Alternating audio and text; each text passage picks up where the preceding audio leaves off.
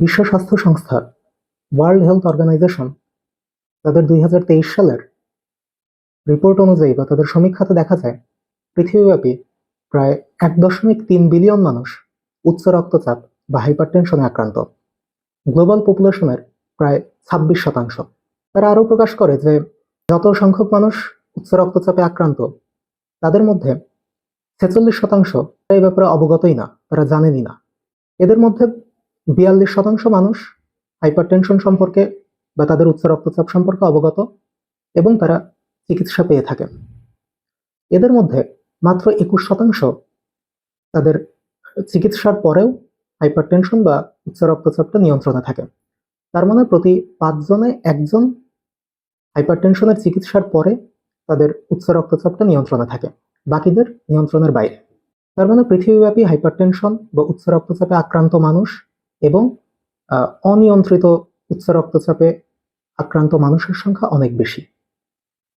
এখন আমরা আসি যে উচ্চ রক্তচাপ বা হাইপারটেনশনটা কি জিনিস।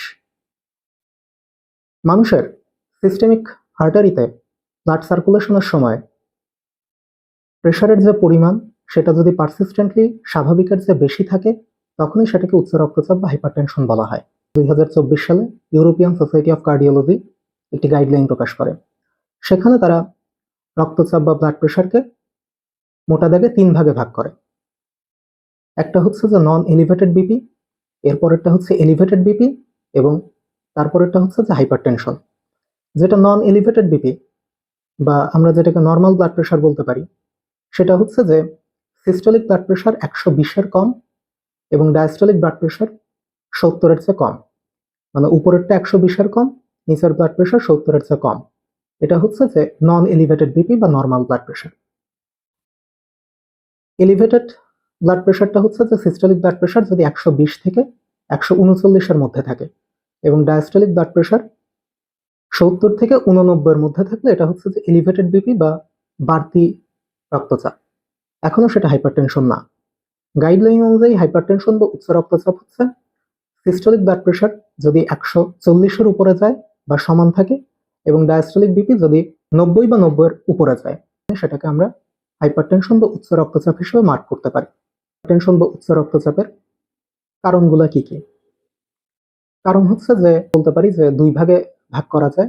একটা হচ্ছে যে প্রাইমারি বা এসেনশিয়াল হাইপারটেনশন, যেটার আসলে কোনো কারণ পাওয়া যায় না, বেশ কিছু ফ্যাক্টর বা রিস্ক ফ্যাক্টর এতে অ্যাসোসিয়েটেড থাকে। এর মধ্যে হতে পারে যে জেনেটিক ফ্যাক্টর, পেশেন্টের বাবা মার যদি থাকে তাহলে সন্তানেরও উচ্চ রক্তচাপ হওয়ার সম্ভাবনা থাকে। একই সাথে এনভায়রনমেন্টাল কিছু ফ্যাক্টর এতে জড়িত থাকে, পেশেন্টের খাদ্যাভ্যাস এর সাথে জড়িত থাকে।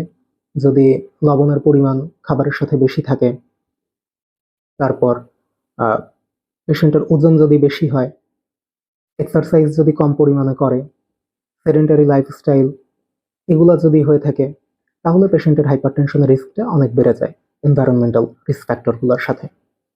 এছাড়া বয়সের সাথে সাথেও হাইপারটেনশন হতে পারে, প্রেশারের পরিমাণ বাড়তে পারে। এটা হচ্ছে যে এসেনশিয়াল হাইপারটেনশন বা প্রাইমারি হাইপারটেনশন। আসলে এর কোনো কারণ খুঁজে পাওয়া যায় না এবং এটাই সবচেয়ে কমন। প্রায় 90% আমরা যে হাইপারটেনশন বা উচ্চ রক্তচাপের রোগী পেয়ে থাকি তারা হচ্ছেন যে এসেনশিয়াল হাইপারটেনশনের পেশেন্ট। এরপর কিছু সেকেন্ডারি কজ থাকে, সেগুলা প্রায় 10% মতো। এই হাইপারটেনশনকে বলা হয় সেকেন্ডারি হাইপারটেনশন। কিছু কারণ এখানে জড়িত থাকে। সবচেয়ে কমন যে কারণ সেটা হচ্ছে যে কিডনির বিভিন্ন অসুখের জন্য বা ডিজিজের জন্য হাইপারটেনশন হয়ে থাকে। এছাড়া এন্ডোক্রাইন বা হরমোনজনিত বিভিন্ন অসুখের জন্য উচ্চ রক্তচাপ দেখা দিতে পারে। এখন আমরা আসি যে উচ্চ রক্তচাপ যদি থাকে তাহলে এর কমপ্লিকেশনসটা কি। কারোর যদি হাইপারটেনশন বা উচ্চ রক্তচাপ থাকে তার সাধারণত কোনো সাইন সিমটম বা কোনো লক্ষণ প্রকাশ পাবে না।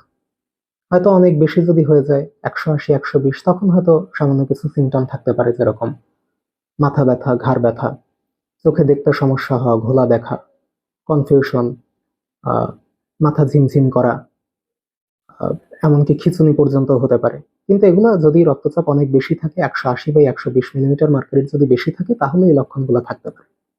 কিন্তু অনেক সময় এই উচ্চ রক্তচাপের জন্য কোনো লক্ষণ খুঁজে পাওয়া যায় না বা কোনো লক্ষণ বোঝা যায় না। তো এই জন্য উচ্চ রক্তচাপটা পরিমাপ করতে হবে, বা আসলে মানুষের ব্লাড প্রেশারটা রেগুলার ইন্টারভালে পরিমাপ করা দরকার। কারণ হাইপারটেনশন হচ্ছে একটি সাইলেন্ট কিলার। হাইপারটেনশন হয়ে বসে আছে কিন্তু রোগী জানে না, কিন্তু হাইপারটেনশন যদি থেকে থাকে, উচ্চ রক্তচাপ যদি থেকে থাকে, এর পরিণতিতে বিভিন্ন অর্গান ড্যামেজ হতে পারে, অর্গানের ক্ষতি হতে পারে। এগুলোকে গাইডলাইনে বলা হয়েছে যে হাইপারটেনশন মিডিয়েটেড অর্গান ড্যামেজ।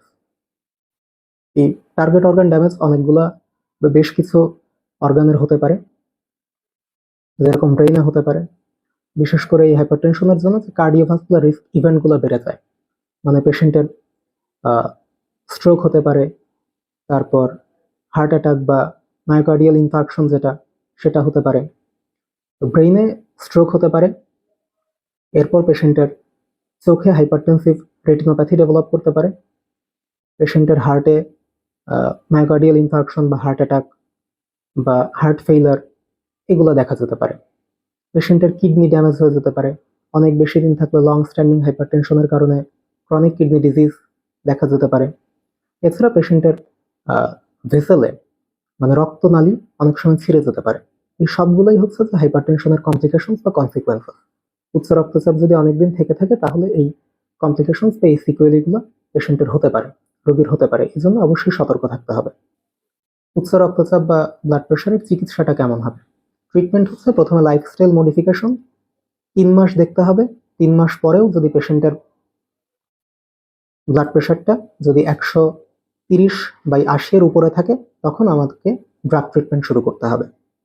তবে আমাদের প্রথমে মনে রাখতে হবে যে সবকিছু ড্রাগ ট্রিটমেন্ট শুরু করব এবং হাইপারটেনশনের জন্য, এবং সাথে সাথে অবশ্যই প্রথমে লাইফস্টাইল মডিফিকেশন রাখতে হবে। লাইফস্টাইল মডিফিকেশনের মধ্যে কি কি আছে? প্রথমে আছে যে পেশেন্টকে এক্সারসাইজ করতে হবে। এরপরে যেটা আসে যে ডায়েট বা খাদ্যাভ্যাস। হাইপারটেনশন ম্যানেজমেন্টের জন্য যে ডায়েট প্রোটোকল আছে সেটাকে বলা হয় যে dash diet, dietary approaches to stop hypertension. এখানে যেটা বলা হয় সেটা হচ্ছে যে খাবারে সোডিয়ামের পরিমাণ বা লবণের পরিমাণ কমাতে হবে, এবং খাবারে পটাশিয়ামের পরিমাণ বাড়িয়ে দিতে হবে। পটাশিয়াম বেশি খেতে হবে, সোডিয়াম কম খেতে হবে। এরপরে পেশেন্টের হচ্ছে যে ওয়েট রিডাকশন করা দরকার। পেশেন্ট যদি অনেক বেশি স্থূল থাকে, অনেক বেশি মোটা থাকে, তাহলে পেশেন্টের ওজন কমাতে হবে। এগুলো হচ্ছে যে ডায়েটারি মডিফিকেশন বা লাইফস্টাইল মডিফিকেশন। হাইপারটেনশন হয়তো পেশেন্ট অনেক সময় মিস করে যায়, কিন্তু তাদেরকে অবশ্যই হাইপারটেনশনটা বা তাদের উচ্চ রক্তচাপ আছে কিনা অবশ্যই এটা রেগুলার চেক করে দেখতে হবে, এবং যদি থেকে থাকে তাহলে এই বিষয়ে সতর্ক হতে হবে এবং চিকিৎসা নিতে হবে এবং চিকিৎসকের শরণাপন্ন হতে হবে।